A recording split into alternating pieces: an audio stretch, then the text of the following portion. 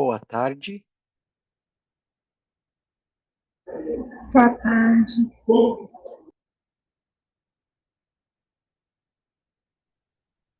Boa tarde, professor. Boa tarde. Boa tarde, Annalise. Boa tarde, Anderson.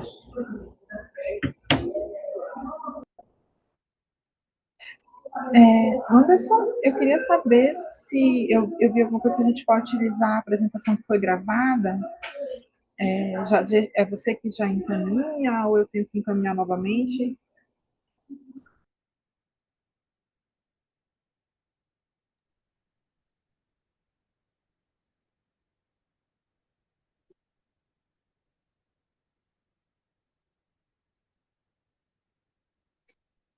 Posso responder, professor? Pode ou eu respondo. Analice, os vídeos já estão disponíveis, né? A não ser que o seu especificamente esteja faltando lá, mas eu acho que não, né?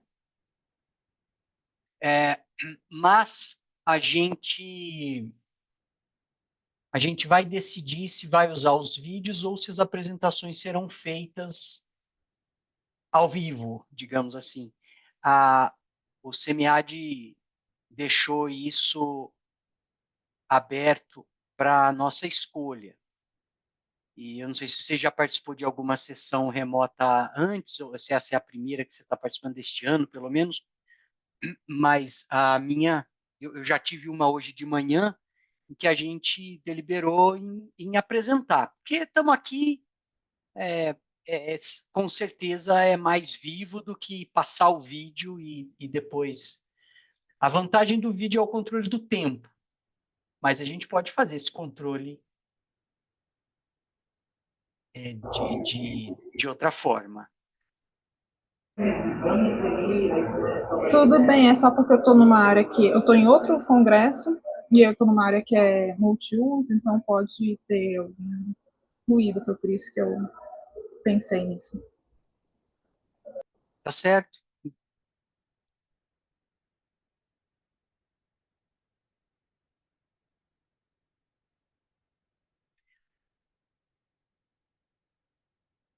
Ô Anderson, você está substituindo a Tatiane?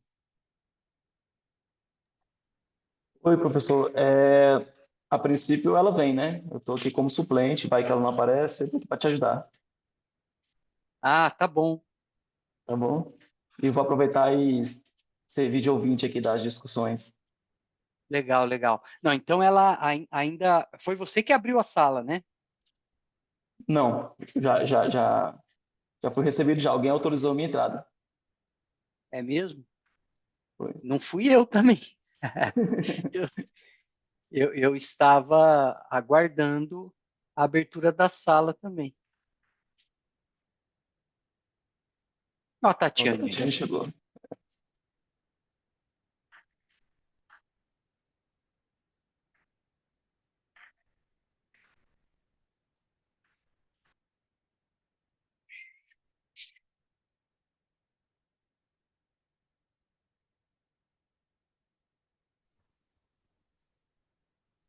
Olá, boa tarde. Eu sou a assessora da sessão. Prazer. Meu nome é Tatiane de Souza. Boa tarde, Tatiane. A gente estava conjecturando aqui quem teria aberto a sala. Você sabe dizer?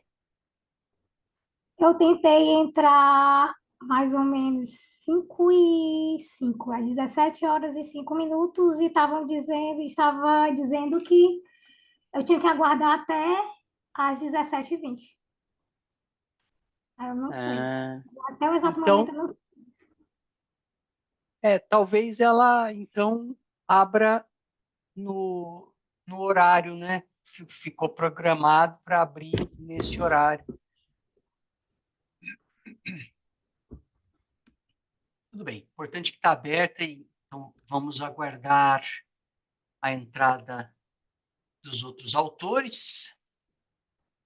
E já está gravando, já, né? Já está gravando, já está recording aqui. Já está gravando. Ok.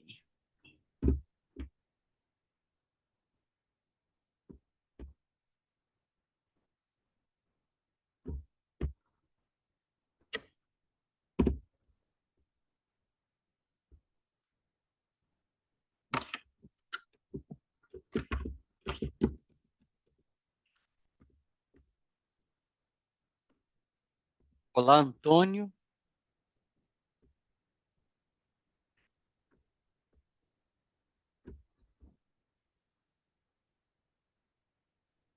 Boa tarde, Antônio.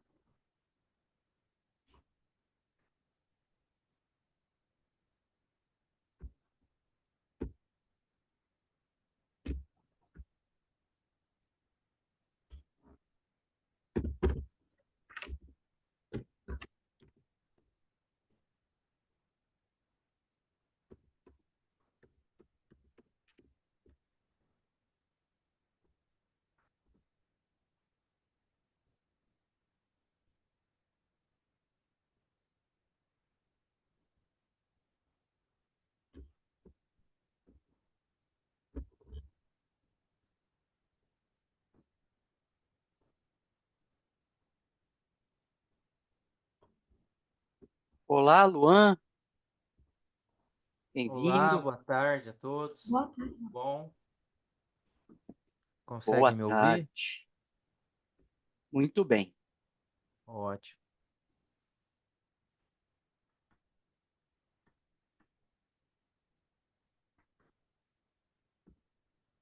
Vamos aguardar até o horário das 5h30 ou até que a sala esteja completa, né? Está faltando só o Daniel.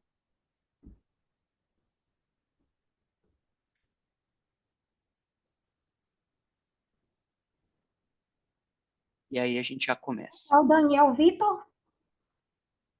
Seria esse, Daniel professor? é o autor do trabalho Desvendando a Desvendando a resiliência. Resiliência. Ok, professor, a gente aguarda. Vamos aguardar o horário, né? Se passar do horário, a gente começa e ele se junta assim que ele chegar. Pelo menos nas outras sessões que eu participei, o tempo foi cravado, assim, não sobrou muito tempo, não.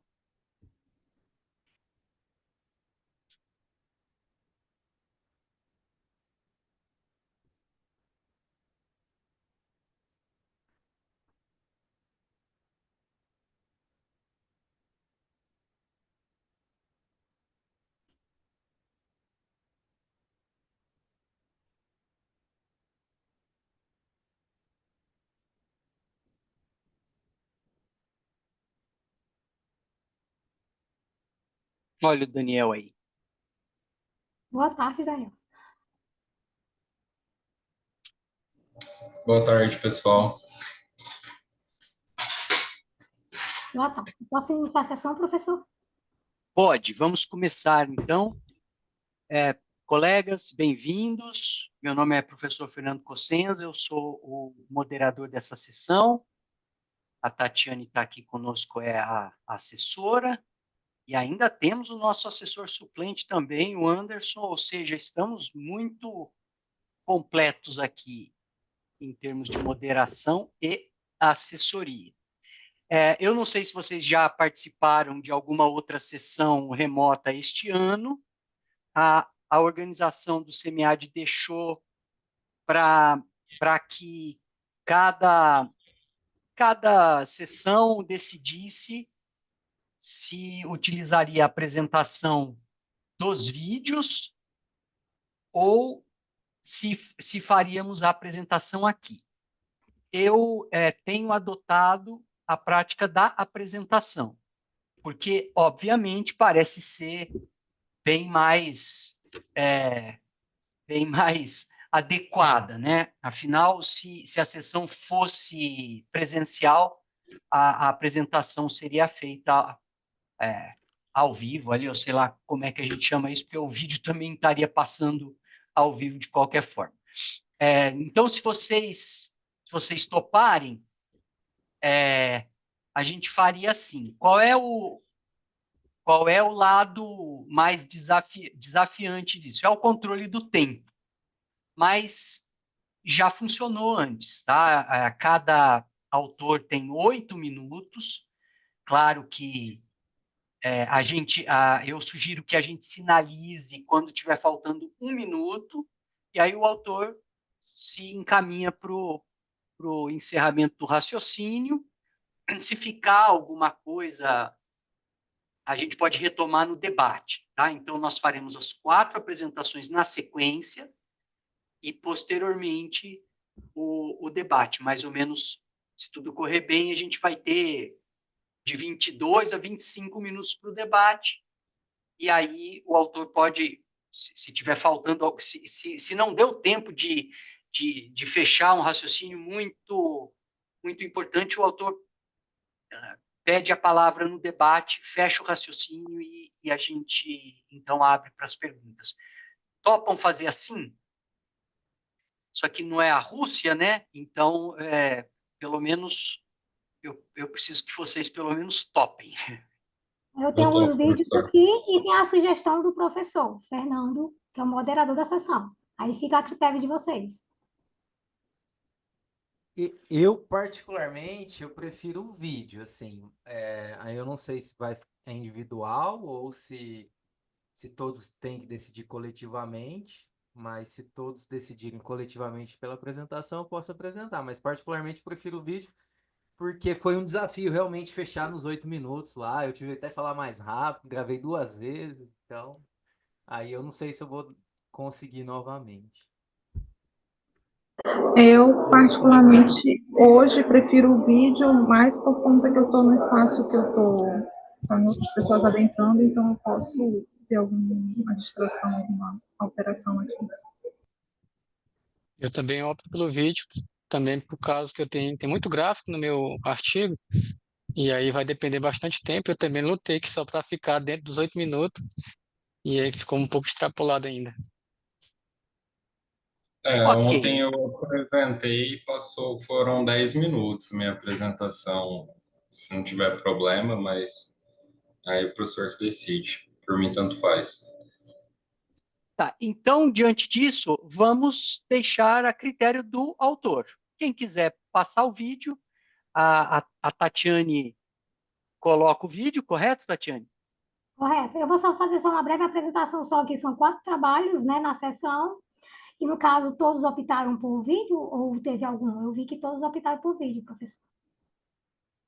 Só o Daniel que disse que para ele tanto faz. Então, Daniel, tanto faz. Você que sabe.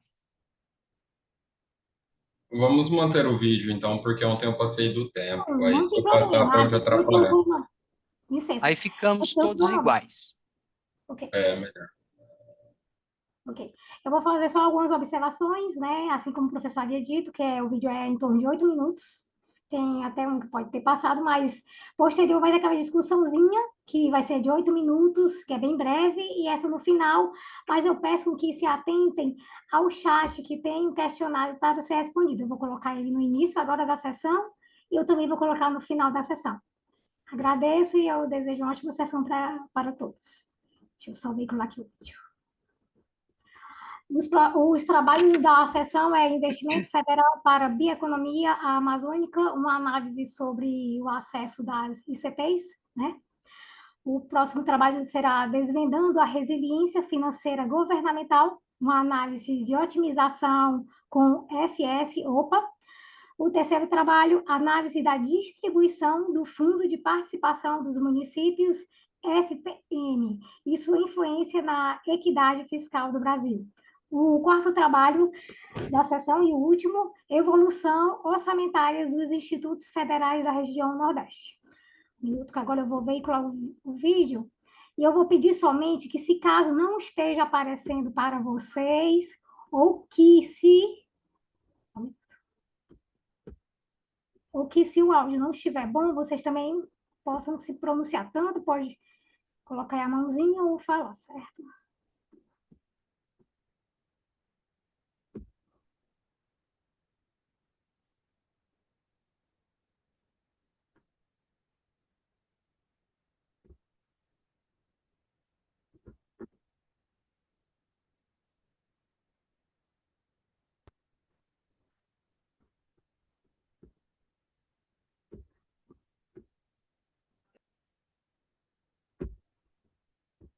Alice Pereira Carvalho e hoje apresentarei o nosso artigo intitulado Investimento Federal para a Bioeconomia Amazônica, uma análise sobre o acesso das ICTs.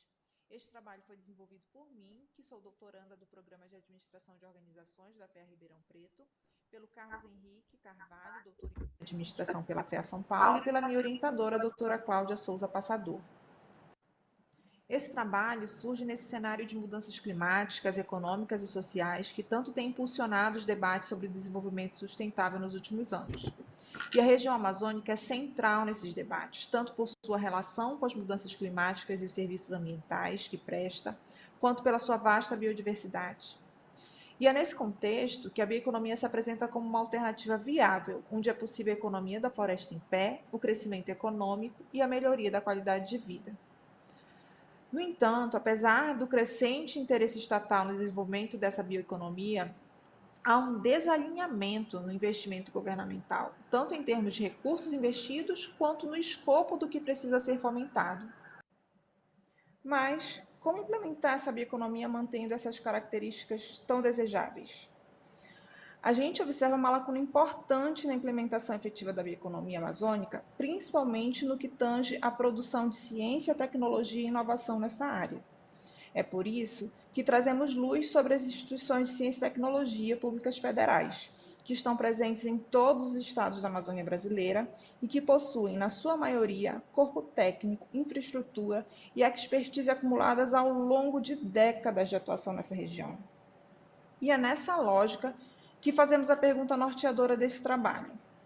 Como funciona o investimento em pesquisa, desenvolvimento e inovação que possa contribuir para a bioeconomia na Amazônia nas ICTs públicas federais? E traçamos como objetivo geral identificar como o governo federal investe na fase de pesquisa e desenvolvimento para promover a bioeconomia amazônica por meio dessas ICTs. O termo bioeconomia tem ganhado força nas últimas décadas e se desenvolveu com vários construtos, se mostrando uma área bem ampla. Mas, ao se discutir a bioeconomia na Amazônia, diversos autores reconhecem a existência de um construto específico em formação, às vezes como a bioeconomia da sociobiodiversidade, ou como bioeconomia da sociobiodiversidade amazônica, ou como uma bioeconomia inovadora para a Amazônia, ou simplesmente uma bioeconomia amazônica. De qualquer forma, todas tratam da utilização sustentável dos recursos da floresta, da conservação da biodiversidade e da melhoria da qualidade de vida daqueles que vivem na região. E um dos problemas que passa a ser apontado para o desenvolvimento dessa bioeconomia amazônica é a produção de conhecimento científico e a sua translação para tecnologias que possam gerar novos processos, produtos ou negócios. E quem ou qual locus seria responsável para promover esse processo? No Estado brasileiro, temos as instituições de ciência, tecnologia e inovação, as ICTs, que podem ser universidades, institutos, fundações, que têm alguma autonomia, mas que têm seu financiamento atrelado a programas e ações definidos pelo governo federal, refletindo prioridades governamentais. Bom, na nossa metodologia, nossa pesquisa foi exploratória e descritiva, com foco na região norte do Brasil, abrangendo os estados do Acre, Amapá, Amazonas, Pará, Rondônia, Roraima e Tocantins. Analisamos o período de 2019 a 2023, e que 2019 é o primeiro ano completo sobre o Marco Legal de Ciência, Tecnologia e Inovação. Coletamos dados de sites, sistemas e painéis governamentais e classificamos em 3 grupos. O primeiro relacionado à biodiversidade, bioeconomia e sustentabilidade, Amazônia. O terceiro relacionado à pesquisa, inovação e tecnologia. E o segundo grupo com essas intenções combinadas dentro das ações orçamentárias dos outros 2 grupos. E os dados orçamentários foram estruturados em um painel no Power BI.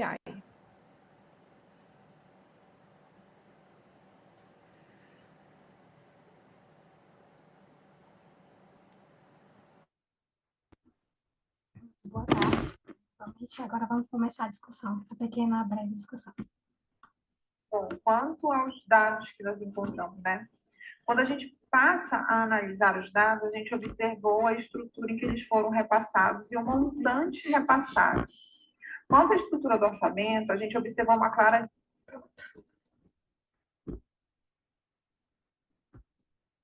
Tatiane, Desculpa.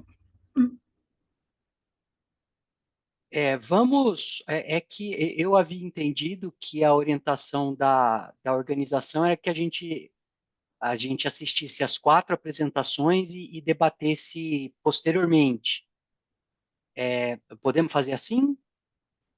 Fica a seu critério, professor. É porque anteriormente era cada vídeo, aí discutia um pouquinho, aí cada vídeo discutia um pouquinho, mas fica o melhor. Depois, assim, eu posso passar o próximo, certo? Eu vou só apresentar aqui o próximo, para que vocês relembrem o que eu já havia dito naquela sequência, né? Tatiane, desculpa, eu acho só que não foi o final do vídeo, não foi o final da apresentação. Faltou uma parte, sim. Faltou uma parte do vídeo? Deixa eu voltar aqui. Só um minuto. Foi até qual minuto? Vocês se lembram?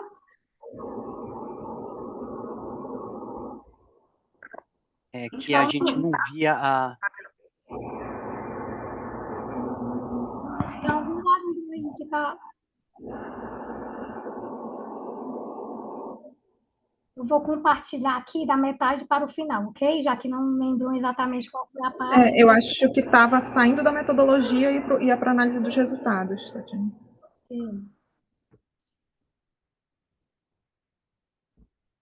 Mas é exatamente na metodologia mesmo. Só um minuto aqui que eu vou passar.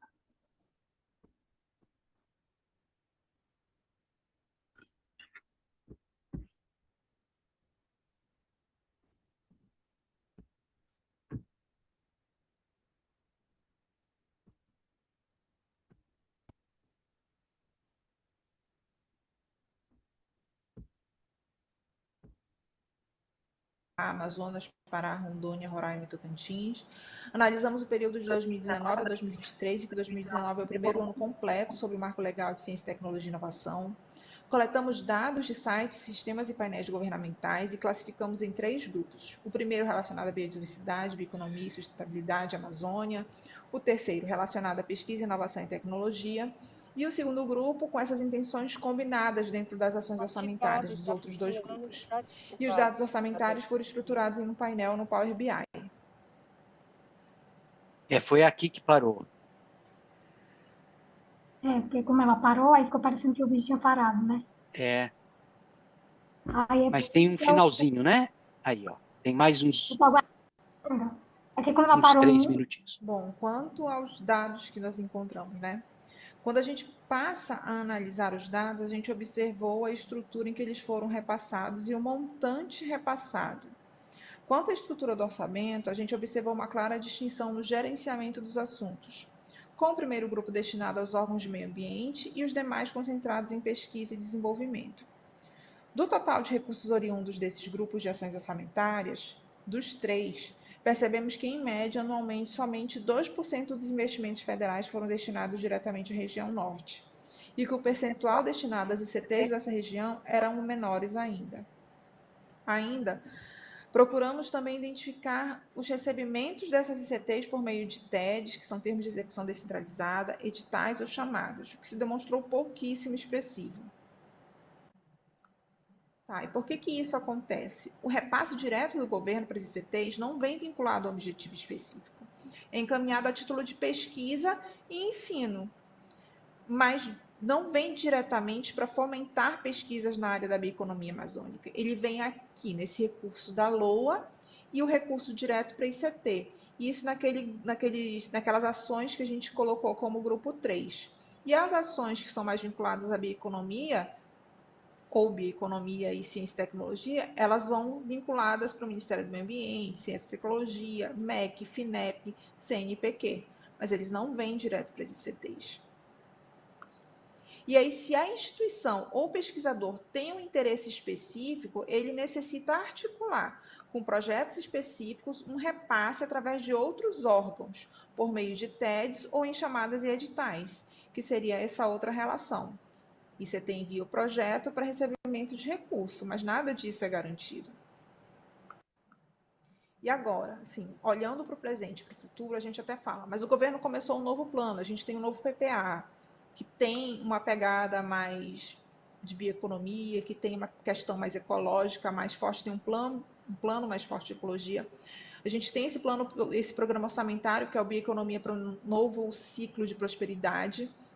A gente tem chamadas do CNPq, inclusive, para expedições científicas voltadas para a questão amazônica.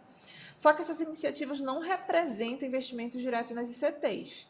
Para acessar esses recursos, os ICTs precisam coordenar um planejamento e estruturar projetos para captar esses investimentos, e sem garantia de conseguir acessar e implementar esses projetos.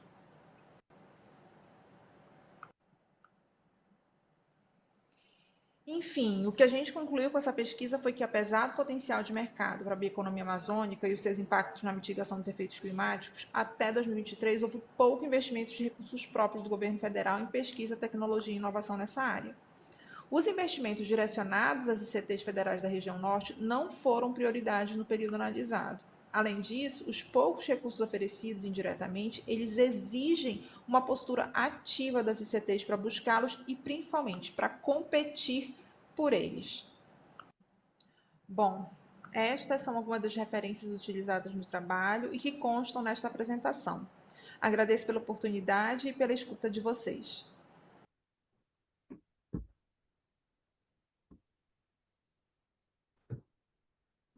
Professor, posso passar ao próximo trabalho? Vamos passar, porque por conta desses probleminhas aí, a gente avançou o tempo. Lógico.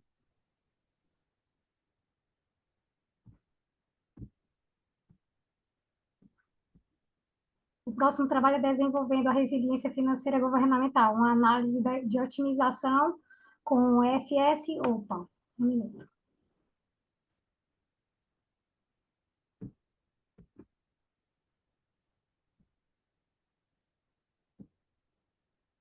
Daniel?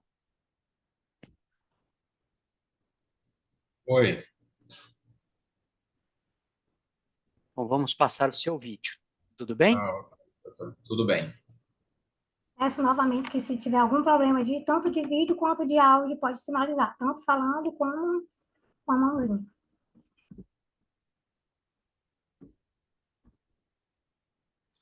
Olá a todos e a todas, meu nome é Daniel Garruti, sou aluno de doutorado em Administração pela Universidade Federal de Uberlândia e venho aqui para apresentar esse estudo que foi feito conjuntamente com o meu orientador, professor Dr. Flávio Barbosa. O título do artigo é Desvendando a Resiliência Financeira Governamental, uma análise de otimização com FSO. Bom, a resiliência financeira governamental diz respeito à capacidade dos governos locais de prever, absorver e responder a perturbações financeiras que afetam suas condições ao longo do tempo. Então, a resiliência financeira governamental vai verificar aí, principalmente períodos de crises, como a crise do Covid-19, que afetou demais as finanças municipais, estaduais, entre outras. Também períodos como ocorreu no Rio Grande do Sul, das enchentes nesse ano, né? Como que isso afeta e como o município ou o estado pode passar por esses períodos, mantendo suas contas e oferecendo serviços à população. No primeiro estudo da minha tese, eu realizei uma revisão sistemática da literatura, onde eu vi que, dentre mais de 30 artigos que comporam o meu portfólio bibliográfico, eles não tinham consenso em como medir a resiliência financeira governamental e, além disso, eles utilizavam os mais diversos procedimentos, né? Alguns utilizando dados mistos, outros apenas dados qualitativos e outros apenas dados quantitativos. Então, o objetivo é aprimorar a análise da resiliência financeira governamental utilizando apenas dados quantitativos. Bom, para isso, nos baseamos em 3 estudos. O primeiro da Carmela Barbera, que é a grande referência no tema, e ela utiliza a medida quantitativa oposição orçamentária em seus estudos. Boyce et al. Basearam-se em 4 indicadores, então eles analisaram a variação anual das receitas próprias municipais, dos gastos com pessoal, outros gastos correntes e dos gastos de capital.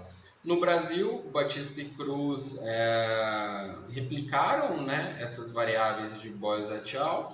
No entanto, trocaram as despesas de capital pela variação anual nos investimentos realizados pelos estados.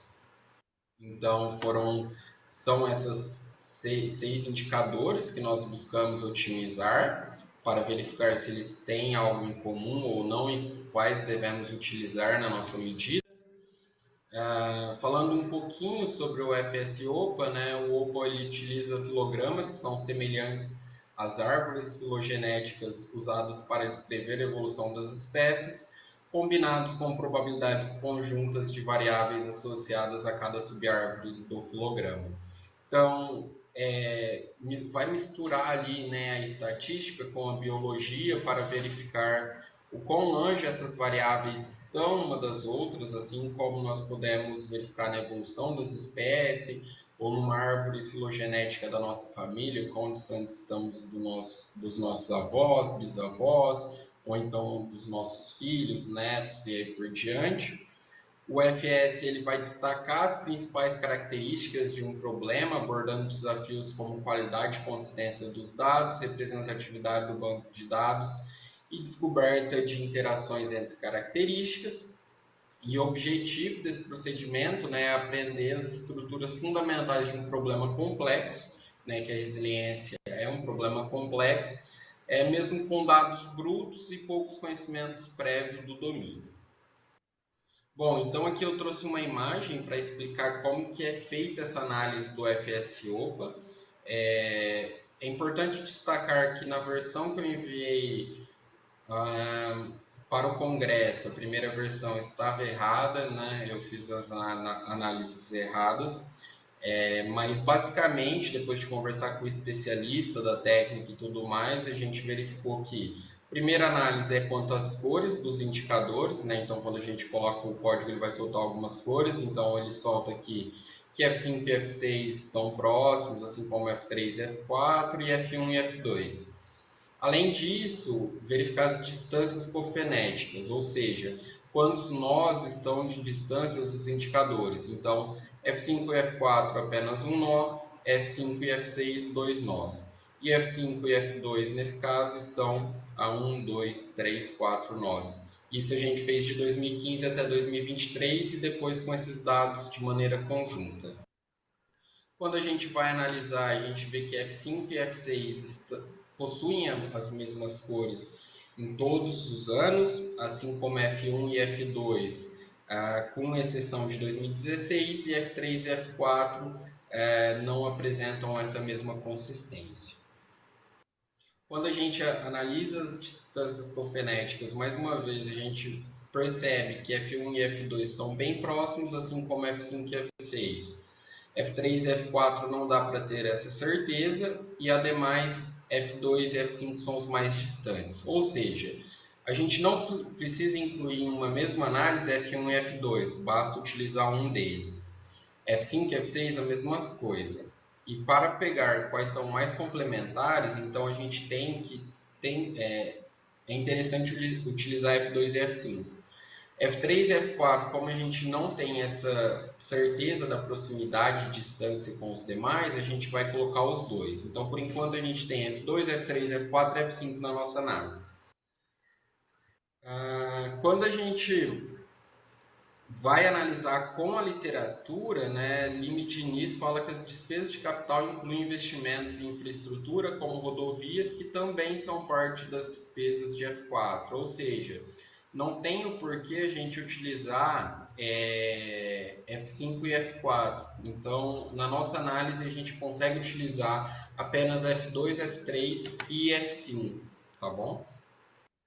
Agora, como que a gente vai classificar a resiliência com base nesses três indicadores? Bom, lembrando que a gente está fazendo esse estudo para o Brasil, então, primeiramente, a gente vai analisar se ocorre um aumento nessas variações e também se atende às leis específicas da legislação brasileira, como a Lei de Responsabilidade Fiscal, e sempre verificando se as receitas são maiores ou iguais às despesas. Então, a gente tem três indicadores. Quando é 1 é bom e quando é 0 é ruim. Então a gente classificou em 4 grupos. Para ser resiliente tem que apresentar 1 em todos e não resiliente 0 em todos. E aí se apresenta apenas um 0 é parcialmente resiliente, e se apresenta 2 zeros e um 1 é quase não resiliente. Bom, então a gente, como conclusões, a gente conseguiu otimizar, trazer uma nova medida para a resiliência financeira governamental, né? Então, o estudo aí, ele propõe uma nova classificação Como limitação, a otimização dos indicadores realizada foi apenas com dados de municípios brasileiros e utilizando-se apenas 6 indicadores da literatura acadêmica. Então, para próximos estudos, considerar análise de países de municípios de outros países, além de examinar outros entes binacionais como os estados. Muito obrigado a todos e a todas.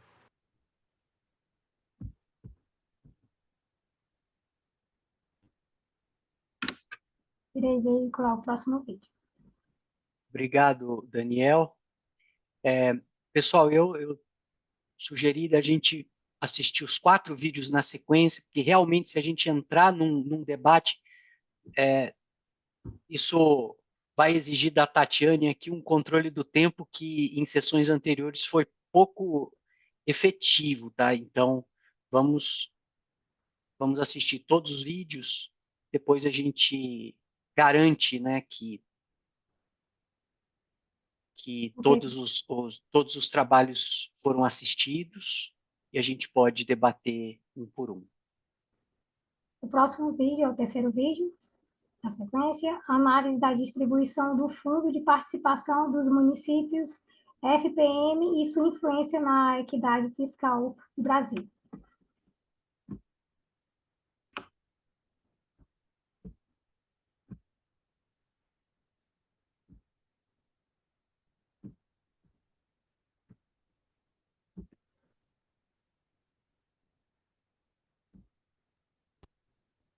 Peço novamente que, se caso o vídeo não esteja aparecendo ou o som não esteja de qualidade, informar.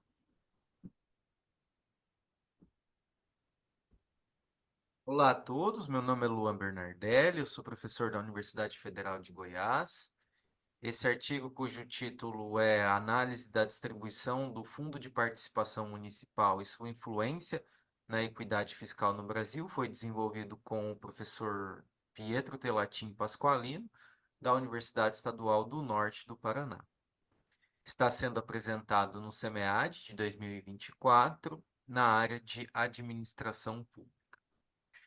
Bom, observa-se nas últimas décadas um crescimento expressivo no número de municípios no Brasil, especialmente entre os anos de 1980 e 2000. Período que o número de municípios cresceu de 3.991 em 1980 para 5.507 municípios em 2000. Vários incentivos foram realizados para o crescimento do número de municípios nesse período, mas há de se destacar o incentivo gerado pelo aumento da transferência de recursos intergovernamentais gerado pelos mecanismos de distribuição de FPM. Essa discussão do número de municípios no Brasil é uma discussão que vem sendo realizada já há bastante tempo, mas, em especial, destaca-se a PEC de 2019, número 188 de 2019. Caso fosse aprovada, essa PEC promoveria uma redução de aproximadamente 22% no número de municípios do Brasil. Embora as métricas utilizadas pela PEC elas sejam bastante questionadas e têm sido discutidas no âmbito da literatura científica, uma questão ficou e permanece em aberto, né? Os pequenos municípios são, de fato, beneficiados em relação às transferências intergovernamentais, e é sobre essa questão que esse trabalho ele se debruça, né? O objetivo desse estudo é analisar as diferenças no valor do FPM entre os municípios de diferentes faixas populacionais e avaliar a capacidade de geração própria destes municípios. Os dados foram coletados pela plataforma Fimbra e também pelo Sidra. Todos os dados de valores monetários eles são corrigidos pelo IPCA e podem ser tratados a preços de 2022. As capitais elas foram excluídas devido à existência de critérios específicos de distribuição de FPM para estes municípios.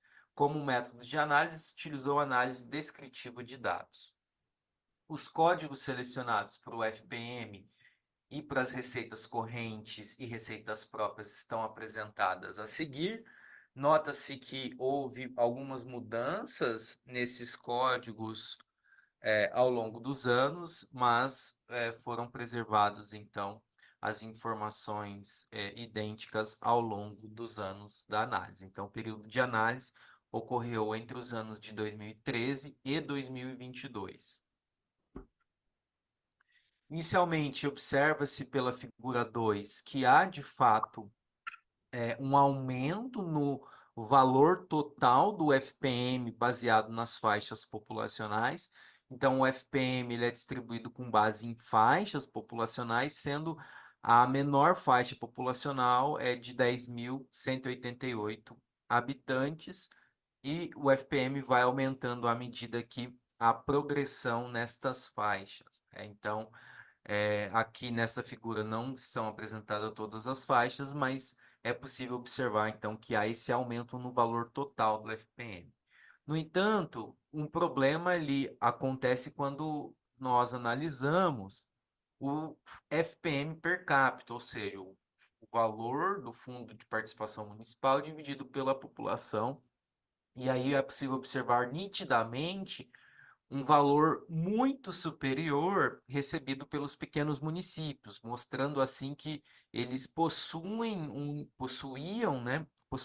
um incentivo para o desmembramento, tendo em vista a maior quantidade de recurso disponível, dado que um município menor, ele recebe, então, uma quantidade per capita de FPM maior, como pode ser visualizado aqui, à medida que a população do município ela aumenta, embora o valor total recebido de FPM aumente, esse aumento dessa migração de faixa populacional, né, de mais cotas de FPM, não compensa o aumento populacional que é realizado. Quando nós olhamos o número de municípios por faixa populacional, nós vemos que dentro daquela primeira faixa, ou seja, até 10.000 habitantes, nós temos aí aproximadamente 40% dos municípios, né? Entre 40% e 42% dos municípios, ou seja, grande parte dos municípios estão na menor faixa do FPM, sendo então beneficiados comparados com outros municípios. E aí, quando nós olhamos a proporção média do FPM em relação às receitas correntes, o FPM nos municípios menores que 2.000 habitantes responde por aproximadamente 60% das receitas do município. Então, estes municípios, eles não possuem grandes capacidades de geração de receita própria, dependendo quase que exclusivamente, né, dessa transferência intergovernamental. Quando nós olhamos o valor do FPM que está corrigido pelo IPCA, nós observamos que em 2022 os municípios até 2.000 habitantes receberam R$ 9.584 por habitante de FPM, é um valor muito superior aos municípios de maiores que 500.000 habitantes, que receberam cerca de R$ 220. Quando nós olhamos a proporção média de arrecadação própria, nós observamos que a capacidade de arrecadação própria dos pequenos municípios é muito ínfima, chegando a 2% a 3%, muito inferior dos grandes municípios.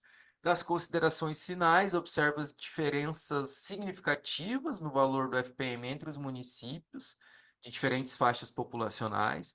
Municípios menores recebem FPM muito maiores, mais de 40 vezes maior, comparando os municípios de 2.000 habitantes e de 500.000 habitantes. Observa-se que o desenho legislativo estimulou a criação de novos municípios que não seguiram critérios de viabilidade econômica, mas essa criação ela foi fortemente influenciada pela busca de novos recursos, o que impossibilita, então, a ineficiência da gestão pública e uma maior dificuldade de prestação de serviço devido à existência de economia de escala nos governos municipais. A análise sugere que os critérios atuais de distribuição de FPM baseados em faixas populacionais fixas não acompanham adequadamente as mudanças demográficas e econômicas ao longo do tempo, e a falta de atualização desses critérios pode resultar em uma distribuição ineficiente e desigual dos recursos. Portanto, é recomendável que futuras reformas considerem a aplicação do critério de renda per capita municipal e outros critérios que podem ser aplicados aí na distribuição do FPM. Visualiza-se que a utilização de dados agregados, né, é uma limitação desse estudo, e o avanço desse trabalho pode ocorrer por meio da utilização de modelos econométricos para avaliar o impacto das transferências federais na sustentabilidade dos municípios. Agradeço a atenção de todos e vamos para as discussões.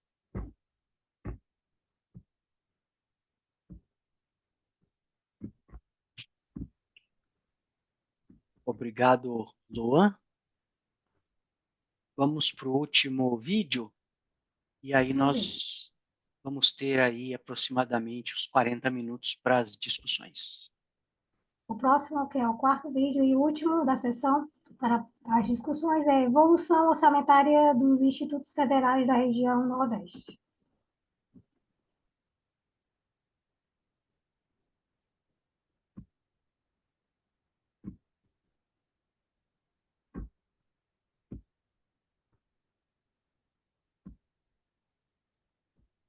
Peço novamente que, se caso o som ou a imagem não esteja aparecendo, informar.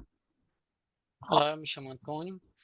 Estou aqui para fazer a apresentação do artigo que nós submetemos ao CME 2024, que tem como título Evolução Orçamentária, uma análise nos Institutos Federais da região Nordeste.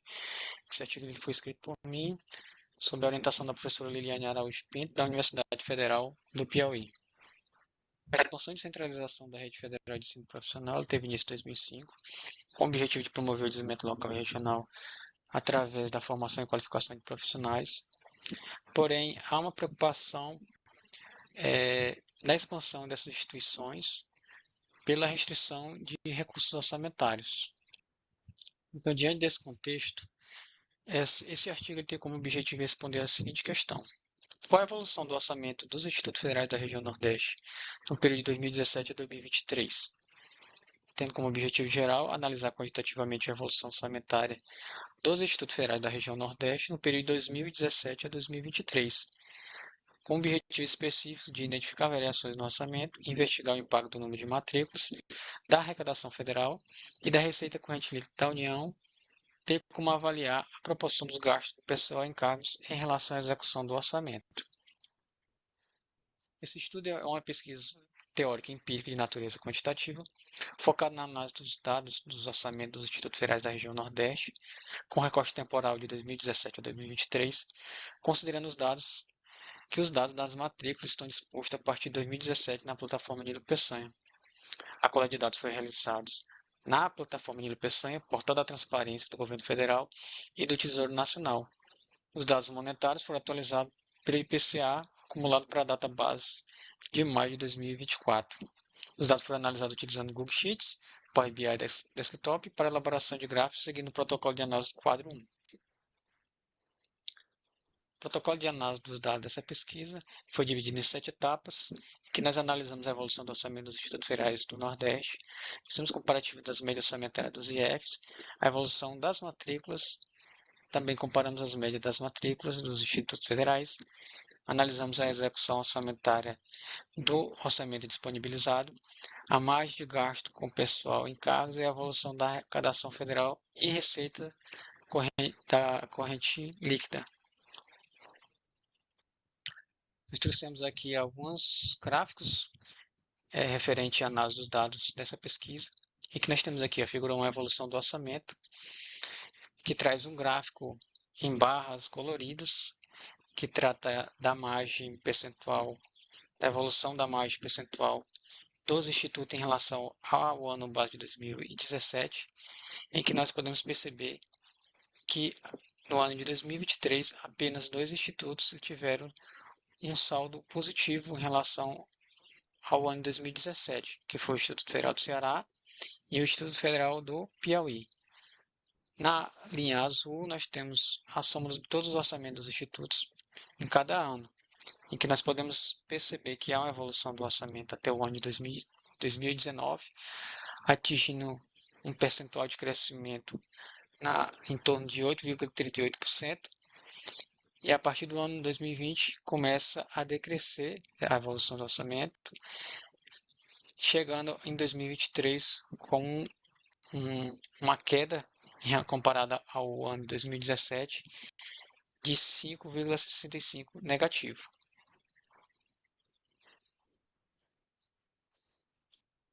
Na figura 2, nós temos o comparativo entre as médias orçamentárias e o orçamento de 2017. As barras representando as médias de cada Instituto Federal e a linha representando o orçamento de 2017. Então, aqui nós podemos visualizar as maiores médias dos institutos federais no período. Temos o Instituto Federal do Ceará, do Rio Grande do Norte e do Maranhão como os 3 melhores médias, e o Instituto Federal Baiano, o Instituto Federal de Sergipe e do Sertão Pernambucano como as piores médias orçamentárias do período analisado. Em figura 3 nós temos a análise da evolução das matrículas, em que no gráfico nós podemos perceber as barras coloridas representando a margem da evolução do número de matrículas comparado ao ano 2017. E a linha azul, ela representa a soma do número de matrículas de todos os institutos por ano, em que nós podemos perceber, identificar que houve uma queda no ano 2018, que ela representa uma queda de 3,72% em relação ao ano 2017, e houve um crescimento a partir de 2019 até 2023, em que houve um crescimento de 14,83% comparado ao ano de 2017.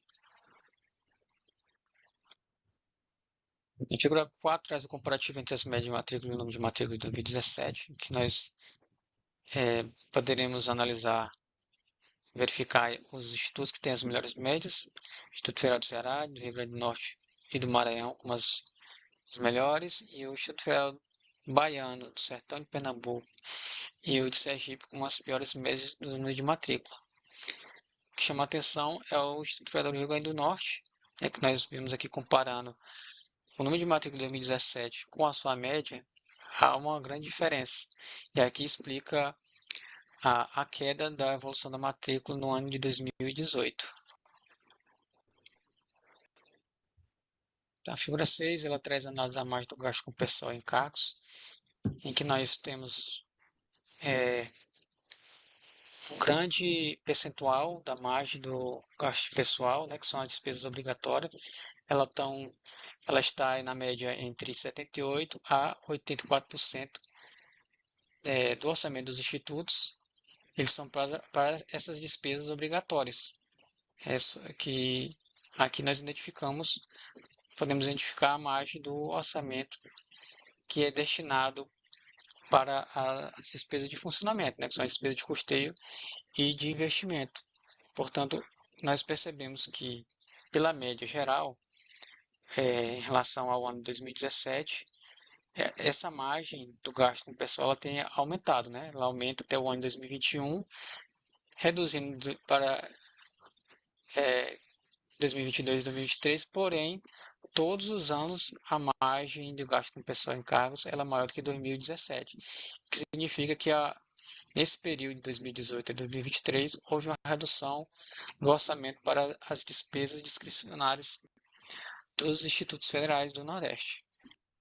Na figura 8 nós temos a análise da evolução da arrecadação federal e da receita corrente líquida, que temos a destacar na linha laranja a variação da receita corrente líquida em percentual, a variação da evolução comparada ao ano de 2017, em que nós temos no ano de 2020 uma queda 19,53% negativa, que é relativo à transferência de recursos do governo federal aos estados e municípios para enfrentamento do Covid-19, do período pandêmico, que foi estabelecido pela Lei Complementar 173 de 2020. Os resultados da pesquisa indicam uma disparidade entre a expansão das matrículas e a disponibilidade de recursos financeiros, Os institutos federais ele enfrentam o desafio de atender a crescente demanda por educação técnica e profissional em contexto de restrições orçamentárias. O estudo destaca a necessidade de otimização dos recursos disponíveis e a busca por fontes alternativas de financiamento para enfrentar os desafios impostos pela redução do orçamento. E para a futura pesquisa, sugere-se analisar a distribuição do orçamento dos institutos federais provenientes de emendas parlamentares, que difere dos critérios estabelecidos no Decreto 7.313 de 2010. Essas são as referências bibliográficas da apresentação. Eu fico por aqui e obrigado. Olá, eu me chamo Antônio. Estou aqui para a apresentação do artigo que nós submetemos ao CNE 2024, que tem como título Evolução Orçamentária. Está começando de novo aí. Bom, muito bem. Vamos começar um debate, então. Eu imagino que vocês tenham feito anotações durante a apresentação dos vídeos, e agora a gente pode retomar, então, começando pelo primeiro trabalho, que foi apresentado em primeiro lugar, que é o trabalho da Analice. Alguém tem algum comentário, pergunta ou colaboração para fazer sobre o trabalho?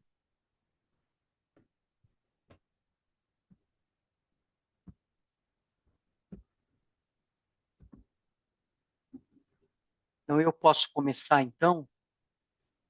Analice, eu fiquei curioso com relação à hipótese do trabalho. Não ficou claro para mim qual é a hipótese do trabalho. Você poderia elaborar um pouco mais sobre isso? Então, nós temos esse desafio que é a implementação da bioeconomia na Amazônia. Então, muito se fala, algumas políticas públicas, inclusive, estão sendo desenhadas, e alguns estudos mais recentes apontam que a gente tem bastante financiamento, digamos, para o pequeno produtor, em algumas situações, mas que o desafio tecnológico de realmente implementar novas tecnologias, melhorar a questão de soluções logísticas,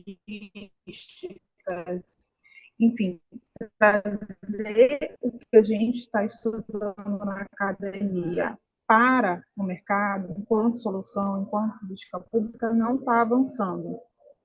E aí, uma das questões é que possivelmente não há financiamento para essa translação do conhecimento. E aí, quem que faz a translação do conhecimento? Quais são as instituições que colocam a instituição responsável por fazer ou potencializar essa transformação do conhecimento, que há instituições de ciência e tecnologia. Então, elas estão recebendo. Tá difícil de entender a Analice, né? Anelice, o seu som está cortando. Talvez seja a internet, porque a imagem também está parando. Agora até entrou em mute lá, talvez ela... Eu posso completar o raciocínio? Vocês estão me ouvindo? Por Vocês favor, estão me ouvindo? Cláudia, estamos ouvindo. Obrigada. Desculpa aí as condições, mas eu estou voltando aí do SEMEAD para Ribeirão Preto. Eu tenho aula amanhã cedo na graduação, então, assim, estou na estrada, mas tentando aí participar. Só para complementar, né, Fernando, obrigada aí pela pergunta. Então, assim, esse artigo, ele faz parte das atividades, né, então, do doutorado da Analice, e nessa tese de doutorado, a gente está tentando levantar a questão desse arcabouço de financiamento da bioeconomia na Amazônia. O que a gente percebe é que tem uma fragmentação de ações porque uma parte vem do Fundo da Amazônia, uma parte vem do orçamento da União e das políticas públicas, mas, ao mesmo tempo, isso não se traduz necessariamente em medidas para esse desenvolvimento dessa bioeconomia, e que, às vezes, fica muito localizado em projetos específicos em algumas universidades.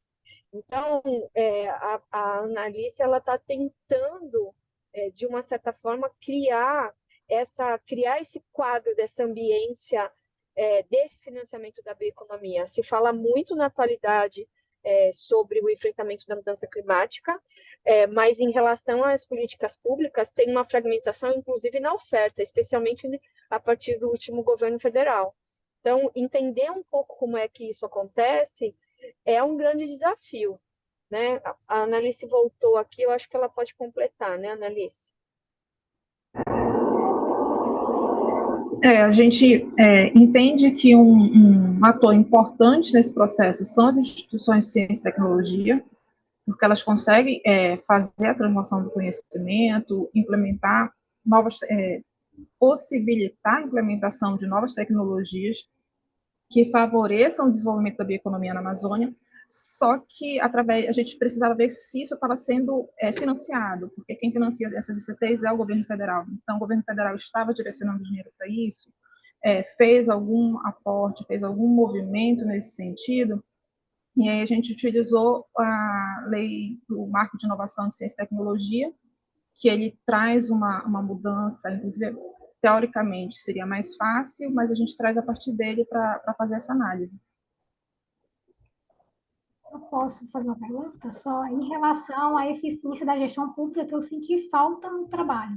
A gente sabe que a parte da eficiência também da gestão pública, do valor de informação, se pode fazer alguma coisa. Aí eu senti assim, eu fiquei procurando, assisti algum trecho que falasse sobre a eficiência da gestão pública, né?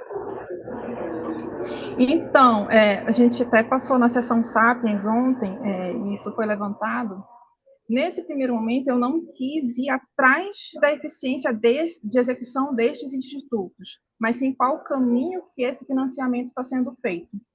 Porque a gente conseguiu levantar que o financiamento ele não é direcionado para a bioeconomia ou para desenvolvimentos de desenvolvimento sustentável ou algo do tipo, é tudo muito abrangente. E aí a gente também pode questionar, mas assim, esse é o orçamento liberado, né?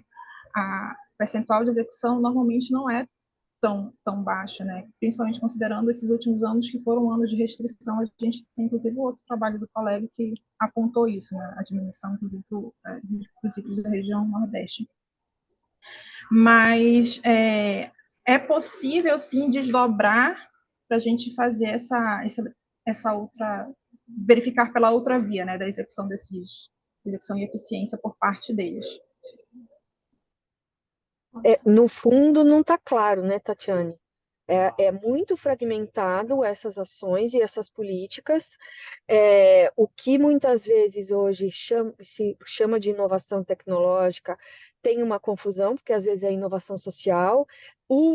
A discussão e o marco teórico de inovação tecnológica não reconhece ainda a inovação tecnológica como uma inovação, e muitas vezes a sustentabilidade do território, ela necessita dessa inovação em tecnologia social, que muitas vezes, no futuro, é o que a gente percebe, vai realmente possibilitar processos inovativos na biotecnologia.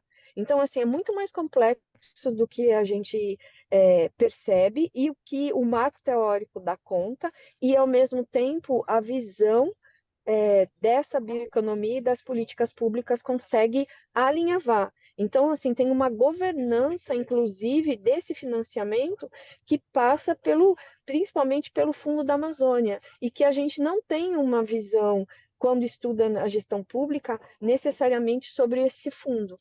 Então, assim, se você pegar os projetos significativos da última década, eles estão envolvidos com o Fundo da Amazônia e não com as políticas de financiamento, por exemplo, do Ministério da Agricultura. Então, assim, é tudo muito confuso, e aí a gente até mudou um pouco a tese de doutorado da Ana, né?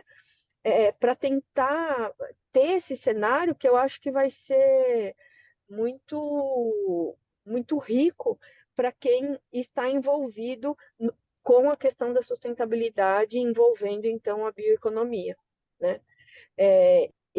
Esse projeto também ele integra o Centro de Estudos de Sustentabilidade da Amazônia Novo, que é o CEAS, que eu faço parte, e tem outras pessoas também dentro do Centro de Estudos que eu coordeno no Instituto de Estudos Avançados da USP, que também estão tentando entender o que é essa tecnologia social, o que é essa bioeconomia, como pensar essa sustentabilidade e como pensar essa inovação. E mais recentemente também, o Instituto Portsmouth, que trabalha com inovação tecnológica, produz aquele índice, o GI, né, de classificação de inovação no mundo, e, ao mesmo tempo, quando você pensa essa inovação, como é que a gente pode pensar em inovação e não envolver a tecnologia social e a sustentabilidade da floresta? Então, assim, são assuntos hoje muito complexos e interdisciplinares e intersetoriais. Então, é um pouco isso que a gente está engatinhando e tentando construir isso. Porque a gente agradece, que a gente vai ter que passar para os próximos por conta do horário, que o tempo é curto. Isso mesmo. Obrigada, viu, Vamos então. gente? Muito obrigado, professora Cláudia. Obrigado, Analice. Parabéns pelo trabalho. Eu teria mais comentários para fazer, mas não vou, porque senão a gente não segue aqui.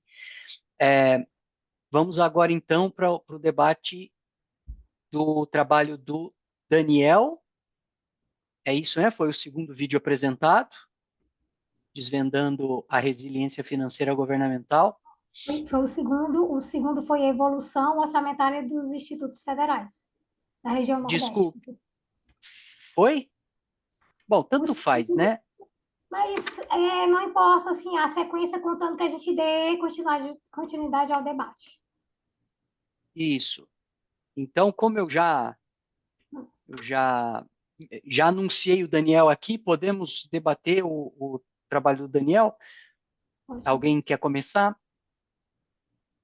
Tem uma pergunta bem rapidinho. Boa noite. Daniel, qual software que você usou para rodar esse modelo? E como que... vou tentar me expressar bem.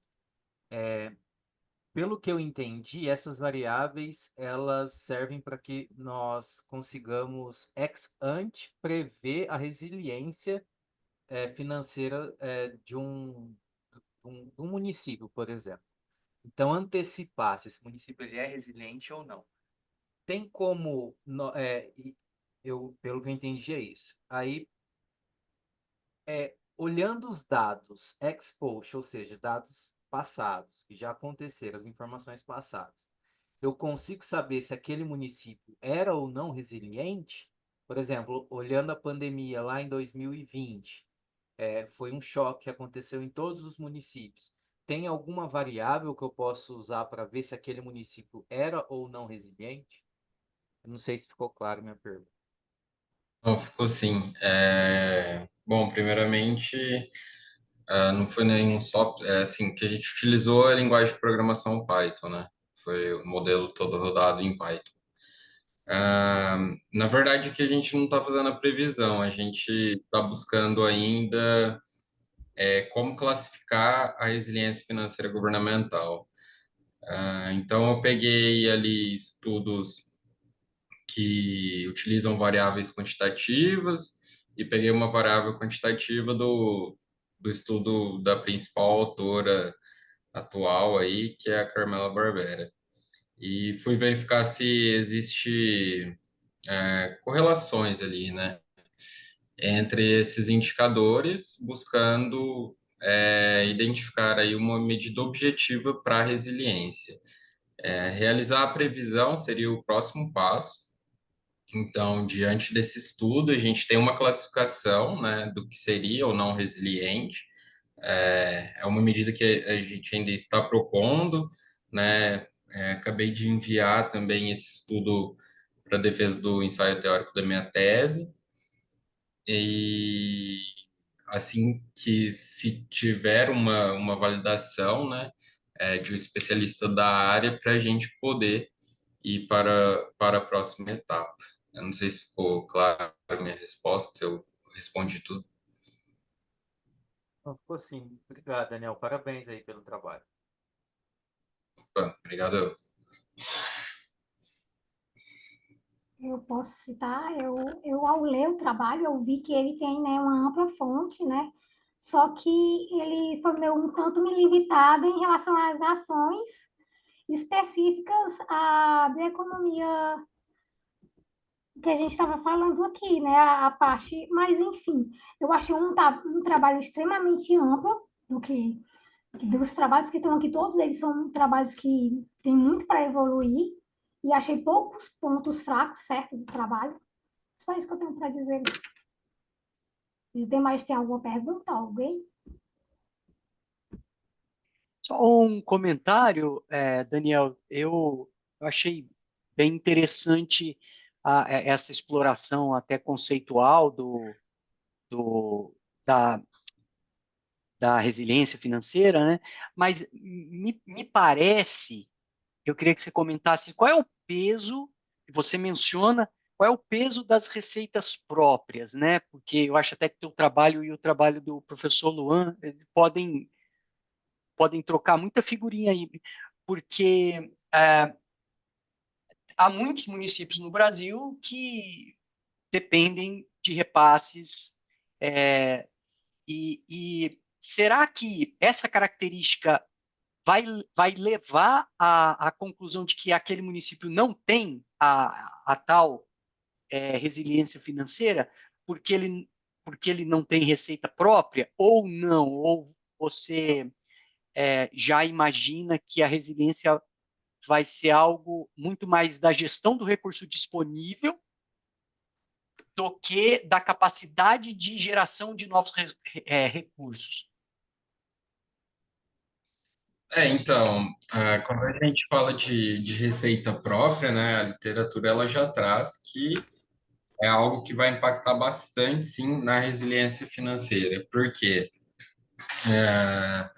Se o município ele não tem as receitas próprias e chega um período de crise, não foi isso que ocorreu no, por exemplo, na crise do Covid, né? Teve até mais repasses do que o normal, apesar de toda aquela negação da Covid e tudo mais, os municípios obtiveram sim mais repasses.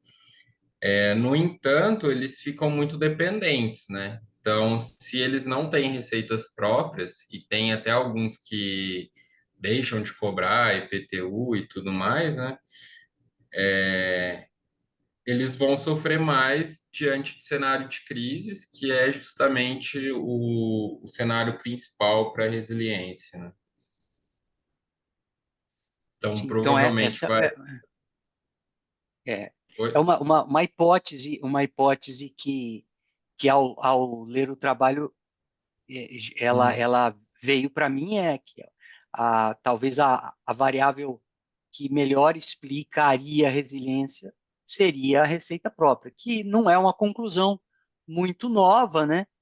Mas, mas eu acho que avança bastante porque essa é a realidade de muitos municípios. Então, como um município que tem a sua receita muito mais dependente de repasse, pode buscar a resiliência, né? Já que essa dependência por si só não o faz resiliente por natureza, digamos assim.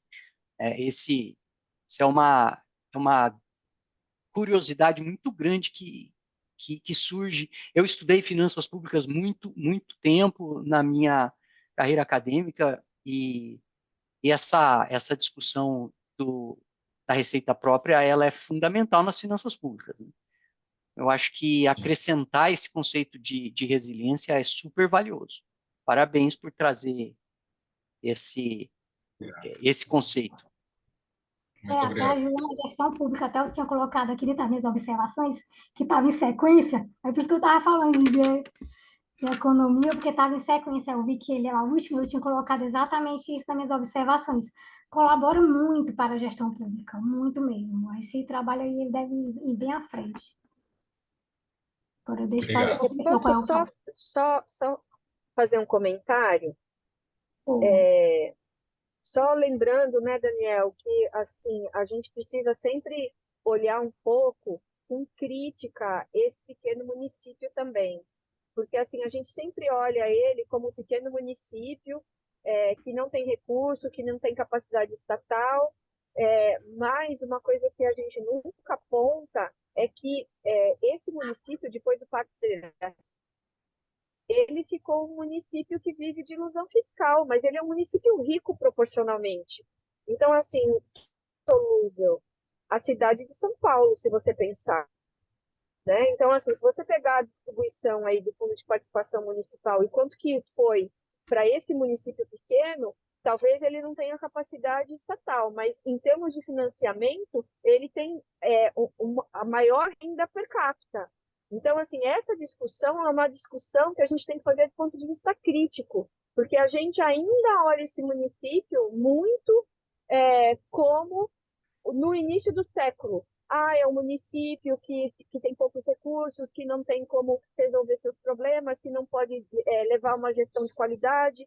E, muitas vezes, do ponto de vista do financiamento, ele é o que está mais preparado na atualidade.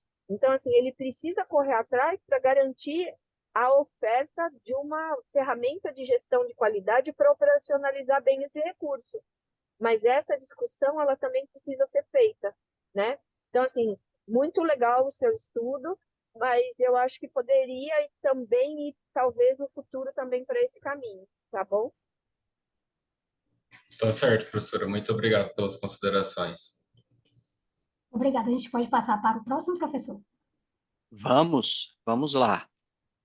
Vamos lá, porque naquela sequência até que eu estava dando, né, a minha contribuição, eu estava aqui, está faltando dois, que seria o...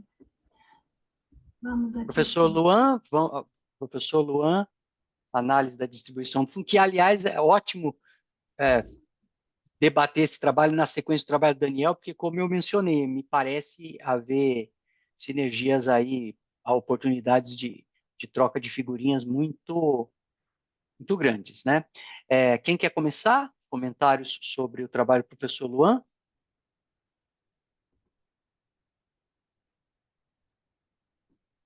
Qual é o trabalho, professor? Temos ainda que temos a evolução orçamentária dos institutos federais da região Nordeste É o outro, análise da distribuição e dos fundos. investimento federal para bioeconomia amazônica, uma análise sobre as ICTs. Esse já foi? Já fizemos, né? Foi o primeiro. Certo. Aí foi o primeiro na qual a analisa, porque não está seguindo a ordem. Alguém tem algum Vamos comentário? lá, análise da distribuição do fundo de participações. Que era o primeiro que foi da ordem dos vídeos. Uma dúvida que eu tenho é: esses seus dados eles foram coletados manualmente? Fez download lá do Fimbra, depois a gente tratou eles com um software estatístico. Parte foi no R, parte foi no Stata. Ah, sim, mas eu falo, a coleta foi manualmente mesmo. O download lá, ele vem em WinRAR, né? Ele vem em CSV, e aí a gente fez o download e depois a gente... Embora tenha... O R tem um comando que ele exporta direto, né? Mas a gente não usou. A gente baixou. Não, sim. É que eu uso os dados do Siconf e é só um adendo mesmo, até uma dica, né? A gente coleta das declarações de contas anuais e aí a gente utiliza API com programação em Python, né? Mas no seu trabalho eu não sei se seria necessário ou não. Oi? Vocês usam no Python, né? Isso, Tem isso. um API no R que eu conheço, que eu já usei, mas aí nesse trabalho a gente acabou nem usando, porque eu tenho já salvo na pastinha, daí foi mais fácil já organizar já na Sim, rotina. sim. Não, tá certo. É a mesma API, eu acredito, só muda a linguagem. Eu acho que ele poderia também, assim, combinar alguns modelos econométricos, né, para combinar e fazer e ter hipótese a partir disso, mas isso é uma coisa bem mais à frente, né? Seria um trabalho mais aprofundado, que isso pode, que ainda é uma alternativa, né? Deixar ele um A pouco gente mais está robusto. Mais a gente tá robusto, faz, pessoal. a gente tá fazendo um trabalho na sequência, né, que utiliza modelos de dados em painel para realmente estimar se os municípios que recebem mais FPM per capita têm um menor esforço fiscal para captação de recursos próprios. Então, esse é o próximo trabalho aí que a gente está fazendo já, que é na sequência, né? A gente começou com uma análise descritiva e agora a gente está avançando para o modelo econométrico. Ótimo. Professor Luan, muito interessante o estudo da distribuição do fundo de participação. Eu acho que essa discussão ficou um pouco fora de moda durante alguns anos, e a minha tese, a minha dissertação de mestrado foi sobre finanças municipais, defendida em 2001, faz muito tempo, né? E, e era uma discussão mais presente naquela época, até por conta da LRF estar super recente e tudo mais. E interessante que, muitas vezes, a gente olha a situação desses municípios que dependem quase que exclusivamente de repasse, e como a professora comentou um pouco antes, a gente discute se esses municípios deveriam existir, porque eles não têm capacidade estatal e tem o repasse e tudo mais, mas às vezes me parece que a gente esquece que a grande motivação para a criação desses municípios, e aí, claro, alguns podem discordar de mim, mas foi política. A Constituição de 88, que foi uma Constituição municipalista, ela criou as condições e depois, como você até menciona, nos anos seguintes, houve uma onda de criação de municípios e essas criações, essas emancipações de municípios, elas elegeram muitos deputados federais. Muitos essa leitura política que eu entendo que não é o teu foco, mas ela muitas vezes pode ajudar ela pode ser uma variável de controle, enfim, ela pode ajudar a explicação de outliers, enfim. E eu acho que o momento é super adequado para voltar a estudar esse assunto, já que recentemente houve, né, uma discussão de, de, de reduzir municípios, enfim. Claro que essa discussão sempre existiu, e para mim ela não vai para frente pela dinâmica política. Imagine o seguinte, quando esses distritos, né, geralmente eram distritos, começaram a ser emancipados, os líderes desses movimentos, eles se tornaram os primeiros prefeitos desses municípios, os primeiros vereadores desses municípios, então, e eles continuam lá, né? Essa força da política, quando a gente estuda administração pública, a gente não pode esquecer. Ela explica muita coisa, ajuda a explicar muita coisa. Então, assim, é mais um comentário do que uma pergunta, professor, mas um elogio também, porque é um assunto que precisa voltar para a pauta mesmo. Muito obrigado, professor Fernando. Exatamente isso, né? O comentário que o senhor fez, perfeito.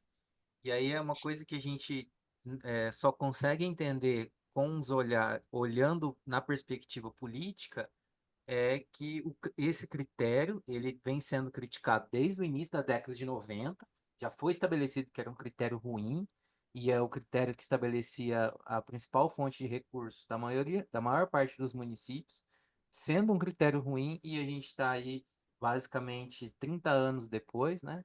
Com o mesmo critério de distribuição, com inúmeras mudanças demográficas, utilizando o mesmo critério, que já era ruim no início da década de 90. Hoje, então, olhando pela perspectiva Perfeito. política, é que precisa de um capital político muito grande para fazer essa alteração. E ninguém está querendo pagar esse preço. É isso. Para não Exatamente. estender mais e termos tempo, é isso. Não, exatamente, perfeito. É um assunto, talvez, de administração pública, de gestão, mas que precisa de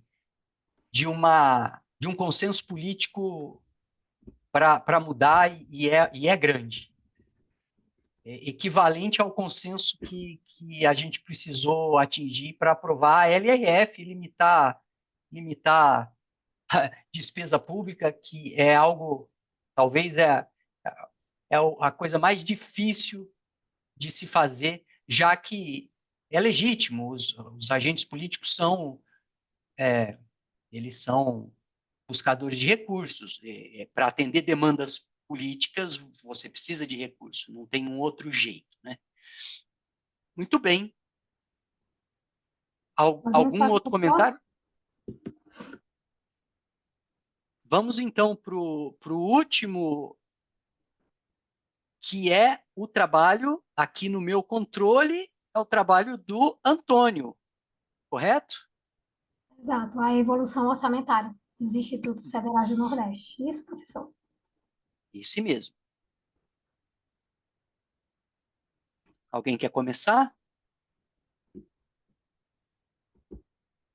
Eu tenho um breve comentário, né? Queria saber por que que ele não olhou o orçamento por matrícula.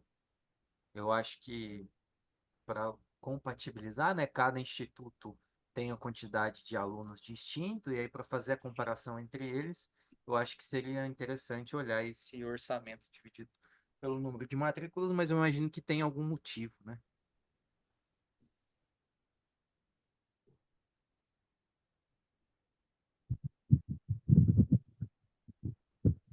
Nós Parabenizando estamos também pelo, falando, desculpa, é, parabenizando pelo trabalho também, inicialmente, né? Desculpa minha falta de delicadeza. assim, o seu questionamento é por que que não foi feito pelo número de matrícula? Eu não entendi. Isso, por exemplo, você apresentou lá num gráfico o orçamento por Instituto Federal, né?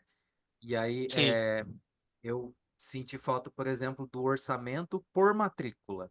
Então, o orçamento total dividido pelo número de matrículas que o Instituto tinha, para a gente saber por aluno, né? Porque daí tem uma medida mais robusta aí de orçamento médio, né? Para que a gente possa comparar entre eles. no caso é matrícula equivalente, você fala? Isso, Que qualquer existe um cálculo, um medida, indicador. qualquer medida aí para que você possa fazer essa ponderação. Nós pretendemos aprofundar, né, a pesquisa, analisando a questão da eficiência, utilizando análise envoltória dos dados, e aí nós iremos trabalhar com os indicadores, né, o indicador de desempenhos, que estão dispostos também lá na plataforma Nilo Peçanha. Ah, sim. Não, pelo que eu entendi, houve uma redução no orçamento dos institutos federais e um aumento no número de matrículas, né? Aí se Na expansão. Isso. Aí eu acho que se você combinasse isso, né, dividisse o orçamento pelo número de matrículas ano a ano, ia mostrar mais claramente a redução que houve, né, nesse repasse de recursos. Sim. É porque no cálculo até da matrícula equivalente, ele faz um peso, né? Porque dependendo do curso, tem um valor diferente para o custo do aluno. Aí a gente não deu tempo na época para fazer esse trabalho mais minucioso, porque era a disciplina que eu estava cursando, né? No primeiro período do mestrado, e aí eu tinha pouco tempo para poder analisar esses dados mais específicos, mais detalhados.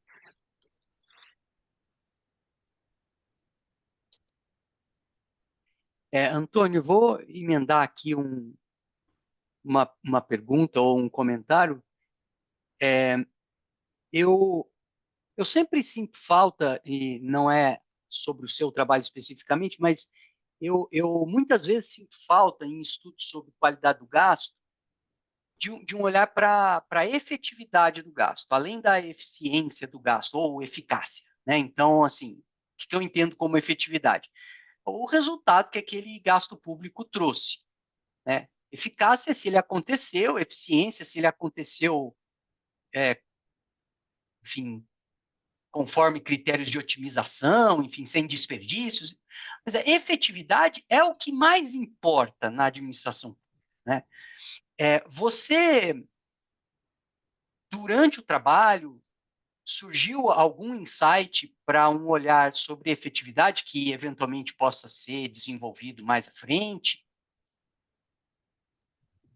Não teve esse olhar, né, para essa questão mais que você está colocando, mas da questão da efetividade, indicadores de efetividade. Porque eu acho que É porque é um cabe. estágio inicial. Sim, sim, A gente está é tá um. no estágio inicial do trabalho, aí a gente não aprofundou muito ainda realmente nessa questão que você está colocando. Não, perfeito. Fica aí o comentário que pode ser considerado mais à frente, né? E especialmente quando a gente estuda o gasto, né, o investimento, enfim, em institutos federais, tem muito a ver com o resultado concreto, né, que, que a sociedade vai obter disso, né? Isso é uma das leituras de efetividade. Então, talvez estudos futuros possam considerar isso.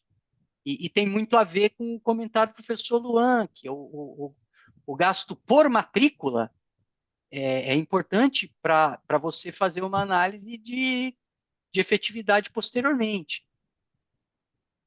Mas é apenas um comentário com o intuito de contribuir. Antônio, eu entendi que o trabalho está está, está começando, né? A Analice está com a mão levantada? Isso, só para fazer um último comentário com relação a esse trabalho do Antônio, que uma das coisas que me chama a atenção, quando a gente, porque eu já passei tanto por IFE e hoje eu estou na Fiocruz, uma das coisas que acontece normalmente quando diminui o nosso orçamento, aumenta a nossa captação. A gente normalmente tem uma maior esforço para execução, busca e execução de TEDs, de termos de execução descentralizadas, de convênios com o Estado e o município, além de outras fontes de financiamento externas, às vezes ONGs ou institutos de pesquisa internacionais. Então, não para esse, mas é uma coisa que eu acho interessante fazer essa pesquisa, né? Em algum momento entender se houve ou não essa articulação para captação de recursos extras para manutenção das atividades. Muitas vezes tem órgãos que fazem, solicitam emendas para pagamento de pessoal, para pagamento de pessoal não, mas pagamento de terceirizados, né? Acaba acontecendo isso.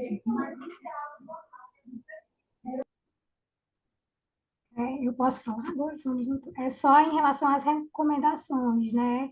Eu acho que elas poderiam ser só um pouco mais específicas e práticas, para que futuros pesquisadores, até você mesmo, possam ver aquilo que está, né, faltando, que deixou a desejar mais. Eu senti um pouco mais disso, que elas fossem mais específicas, quando colocasse as recomendações do trabalho.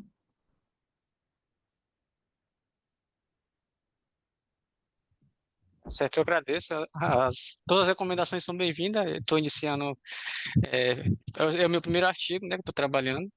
Então, todas as recomendações aqui eu estou anotando para que eu possa melhorar cada vez mais. Obrigado aí. Tudo bem, Antônio, está começando bem, viu? Parabéns.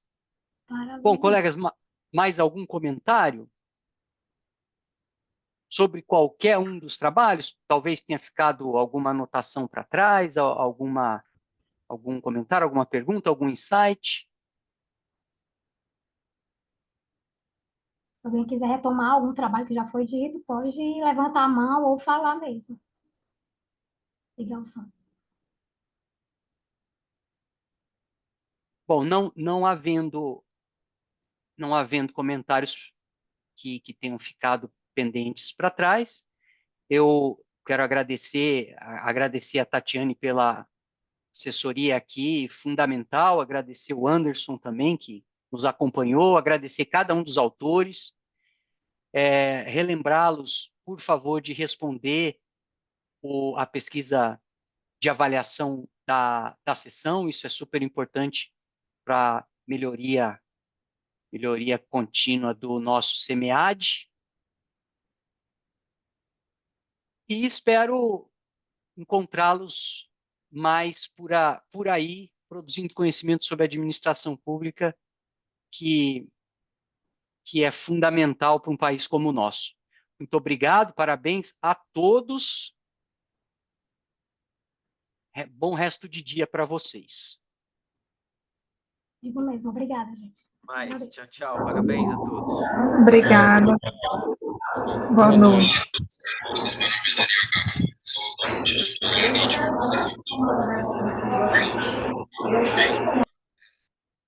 Tatiane, obrigado, viu? Obrigada. Tá aí? Muitíssimo obrigada. Muito Agradeço. obrigado, viu? Até a próxima sessão. Se for. Até, um abraço. Obrigado.